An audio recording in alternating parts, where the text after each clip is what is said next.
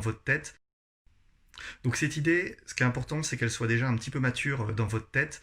Pour le savoir, c'est assez simple. Vous pouvez tout simplement répondre aux questions qu'on vous pose sur la plateforme Wedo quand vous créez un projet, qui sont qui, quoi, comment, pourquoi.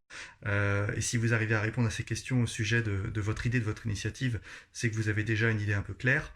Et vous pouvez du coup, après, commencer à vous poser 3 questions qui vont vous permettre de voir si vous êtes prêt à vous lancer dans l'entrepreneuriat social. Première des questions, c'est est-ce que derrière vous avez un modèle économique possible, positif, donc dit de façon autre, est-ce qu'il y a des gens qui vont être prêts à vous acheter votre service?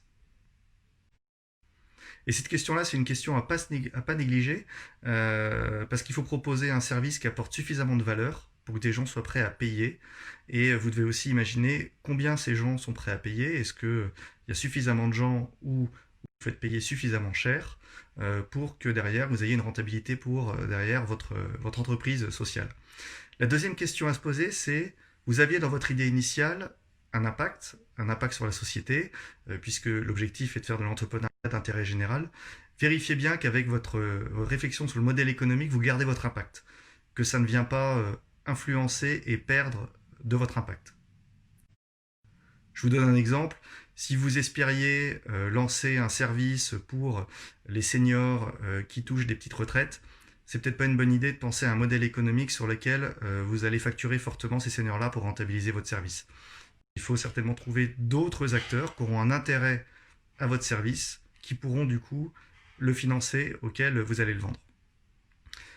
Et la troisième question à se poser, c'est est-ce que vous avez les compétences nécessaires pour lancer du coup votre entreprise, puisqu'en fait à partir du moment où vous vendez votre service, il faut un service quand même d'un niveau de qualité minimum, et si vous externalisez tout, ça va vous coûter très cher, vous allez mettre beaucoup de temps. C'est important de penser à vous entourer de toutes les personnes nécessaires pour avoir un maximum de compétences en interne. Une fois que vous avez franchi cette première étape, je vous conseille un petit exercice assez simple à faire pour vérifier que votre solution est suffisamment pertinente pour pouvoir la monétiser. Cet exercice est assez simple. Vous prenez une feuille, vous la séparez en 2 colonnes. Sur la colonne de gauche, vous écrivez 2 à 3 problèmes très précis qu'ont les personnes à qui vous vendez le service, orientés bien évidemment avec votre service. Et de l'autre côté, vous répondez aux côtés de chacun des problèmes, comment, par quoi et comment votre solution y répond. Et ce qui est important en lisant votre feuille, c'est de vérifier que vos problèmes, ce sont des problèmes suffisamment forts pour que les personnes soient prêtes à payer pour s'en débarrasser, et que de l'autre côté, votre solution y répondent bien, y répondent complètement. Et enfin, quand vous lisez l'ensemble de vos 2 à 3 solutions sur votre colonne, vous vérifiez que vous retrouvez bien votre service et votre impact social avec ça. J'espère que tous ces petits conseils et petites erreurs vous seront utiles. Si vous avez des questions, n'hésitez pas à les laisser sur nos réseaux sociaux et nous écrire directement. On y répondra peut-être par d'autres stories ou un live avec plaisir. Et je vous dis à très bientôt et continuez à fond sur vos projets.